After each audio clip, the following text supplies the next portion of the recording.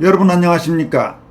국민의힘 당대표와 최고위원 등 새 지도부를 선출하는 8.2 전당대회 예비경선이 어제와 오늘 이틀간 실시된 가운데 당대표 선거에 출마한 장동혁 후보 돌풍이 갈수록 거세지고 있습니다.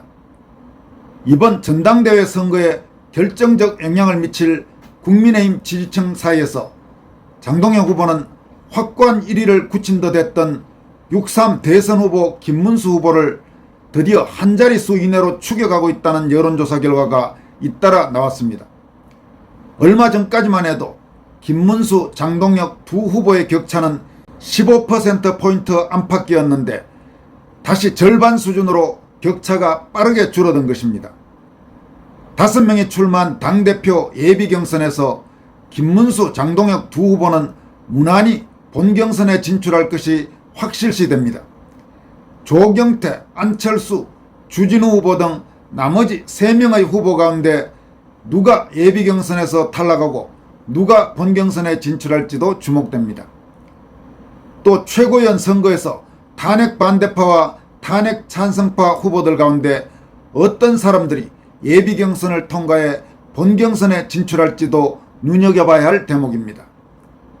참고로 이번에 출마한 후보들 중에 확실한 탄핵 찬성 배신파 혹은 친한동훈계 후보로는 김건식, 양향자, 함은경, 우재준 후보 등의 이름이 거론되고 있습니다.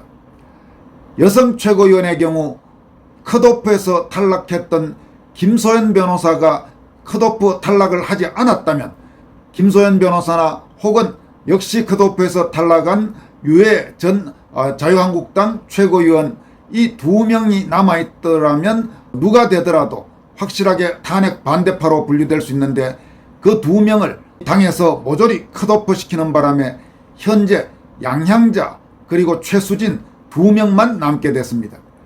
이 가운데 현재 비례대표 국회의원인 최수진 후보는 뚜렷하게 탄핵 찬성파로 보기는 어렵습니다. 반면 양향자 후보는 확고하게 탄핵 찬성파이고 한동훈 쪽에 가까운 사람으로 꼽히고 있습니다.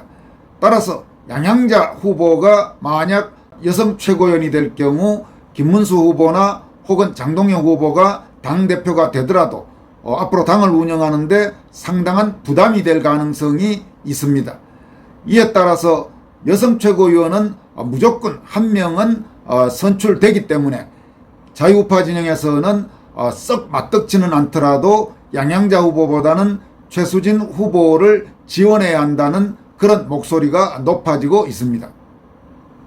먼저 오늘 발표된 최신 여론조사 결과를 토대로 국민의힘 당대표 선거가 어떻게 지금 흘러가고 있는지 그 흐름을 한번 살펴보도록 하겠습니다. 여론조사 기관인 코리아정보리서치가 천지일보 의뢰로 지난 4일과 5일 이틀간 전국 만 18세 이상 남녀 1,005명을 대상으로 국민의힘 차기 당대표 적합도를 조사해서 오늘 발표했습니다. 전체적인 지지도는 별 의미가 없습니다. 왜냐하면 전체적인 지지도는 더불어민주당 지지층이 모두 포함되어 있는 상태이기 때문에 이른바 역선택이 개입되기 때문에 이번 국민의힘 당대표나 최고위원 선거에서는 그리 큰 의미를 갖지 못합니다.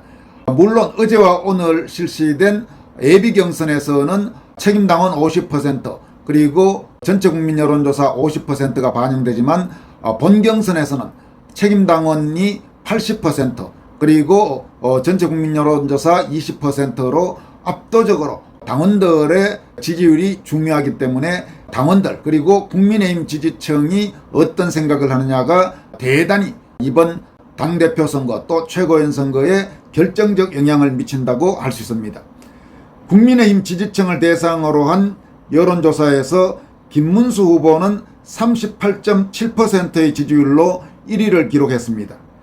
이어서 장동혁 후보가 31.1%로 김문수 후보를 추격했습니다.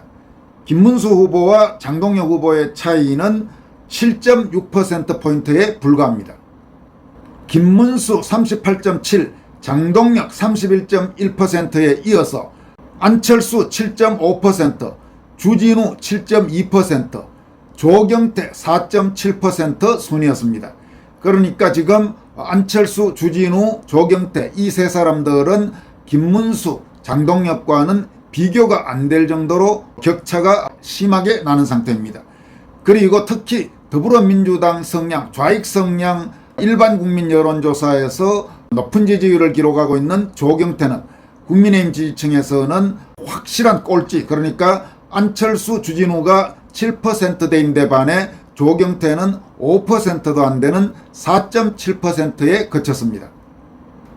또 여론조사기관인 에버리 리서치가 에버리 뉴스와 사단법인 한국 지역언론인 클럽인 미디어 로컬 공동의뢰로 지난 8월 2일부터 4일까지 실시한 여론조사 결과에서 국민의힘 전당대회 룰을 적용해서 조사를 해봤더니 김문수 후보가 32.4%로 가장 높았고 그 다음으로 장동혁 후보가 22.9%의 지지를 받았습니다. 김문수, 장동혁 후보의 차이는 이 조사에서는 9.5%포인트였습니다.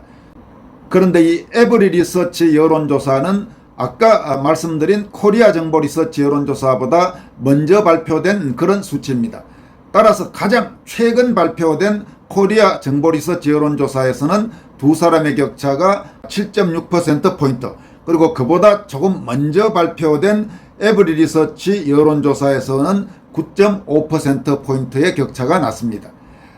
며칠 전에 여러분들에게 여론조사 결과를 소개해드릴 때 대체로 김문수 후보와 장동혁 후보의 격차는 15%포인트 안팎이었습니다. 그랬던 격차가 에버리 리서치 여론조사에서 처음으로 10%포인트 아래로, 즉 9.5%포인트 정도 차이로 내려온 데 이어서 가장 최근 조사된 코리아 정보 리서치 조사에서는 7.6%포인트 격차로 두 사람의 격차가 더 좁혀진 것입니다. 다시 말해서 장동혁 돌풍이 예상 이상으로 지금 거세게 불고 있다는 그런 의미입니다. 그리고 각종 우파 성향 유튜브 채널이나 혹은 자유파 성향 여러 커뮤니티에서의 여론조사에서는 장동혁의 우세가 보다 더 뚜렷하게 나타나고 있습니다. 거의 압도적으로 김문수 후보를 앞설 정도라고 말할 수 있습니다. 물론 우파 성향 유튜브 채널의 여론조사나 혹은 우파 성향 커뮤니티 여론조사가 전체적인 국민의힘 투표하는 사람들을 반영하는 것은 아니기 때문에 이런 유튜브 여론조사나 혹은 커뮤니티 여론조사가 바로 전반적인 분위기를 보여준다고 할 수는 없지만은 분명한 것은 지금 시간이 갈수록 장동혁 바람, 장동혁 돌풍이 불고 있는 것은 분명하고, 반대로 김문수 후보는 정체 또는 완만한 하락세를 이어가고 있습니다. 따라서 앞으로도 만약 이런 추세, 즉 장동혁의 상승세와 김문수의 정체 또는 하락세 추세가 이어진다면 역전의 가능성도 이제 배제할 수 없는 그런 국면으로 접어들고 있습니다. 한편 에버리 리서치의 김종원 대표는 국민의힘 당대표 4강 컷오프 1명이 7일 발표되는데 김문수, 장동혁 후보는 4강행이 유력한 것으로 보인다. 그러나 나머지 2명의 후보에 대해서는 오차 범인의 지지율로 나타나서 어느 후보가 유력하다고 할 수 없는 접전 상황으로 해석된다, 이렇게 말했습니다. 이 말은 무슨 말이냐 하면 내일 발표되는 예비경선 결과 국민의힘 당대표 출마 5명 가운데 4명이 본경선에 진출하고 1명이 탈락을 하게 되는데 김문수, 장동혁 후보는 예비경선 통과가 확실하다. 그런데 나머지 3명, 다시 말해서 안철수나 혹은 주진우나 그리고 조경태, 이 3명 중에 2명이 본경선에 진출하고 1명이 탈락되는데 누가 본경선에 올라가고 누가 탈락할지는 지금으로서는 예상하기 어렵다, 이런 이야기입니다. 한편 이번 국민의힘 당대표 선거와 관련해서 장동혁 후보를 강력히 지지하고 있는 김성애 전 대통령실 비서관은 장풍이 불기 시작했다, 이렇게 주장하고 있습니다. 김성애 비서관은 국민의힘 지지층에서 김문수 38.7%, 장동혁 31.1%로 7.6% 차이로 좁혀졌다.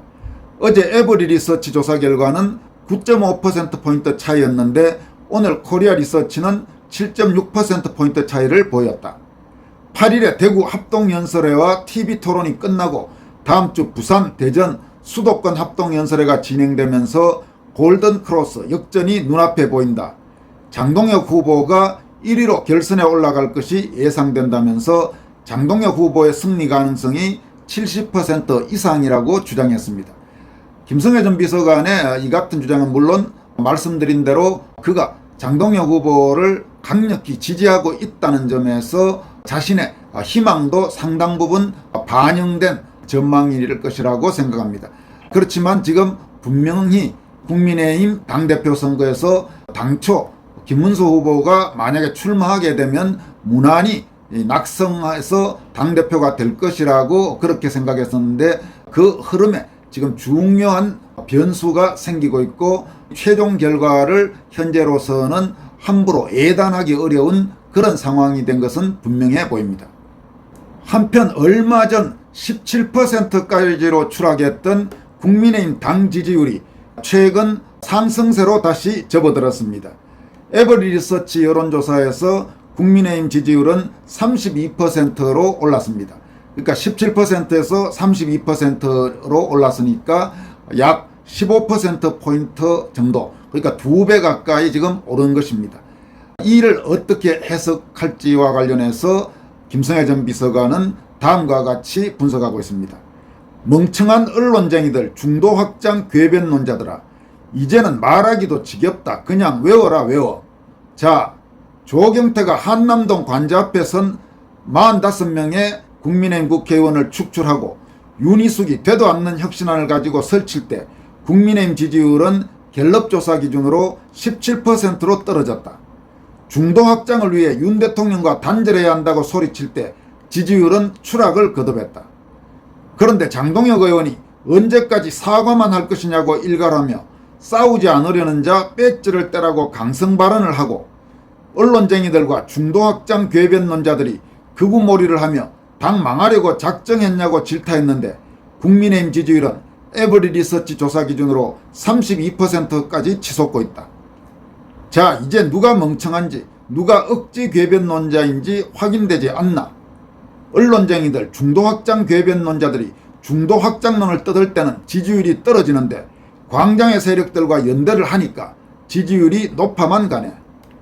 자, 멍청한 언론쟁이들, 중도 확장 궤변론자들아, 너희가 얼마나 머리 나쁘고 멍청한 녀석들인지 이제는 알겠냐. 이렇게 소위 중도 운운하고 무슨 극우몰이하고 이런 자들이 당의 지지율을 떨어뜨렸고 반대로 선명하게 당의 정체성을 다시 지키려는 움직임이 나타나니까 국민의힘 지지율이 오르고 있다. 이렇게 분석하면서 한국 언론들 그리고 소위 중도 확장 운운하는 그런 자들에 대해서 강도 높은 질타를 했습니다. 지금까지 권순할TV였습니다. 여러분 고맙습니다.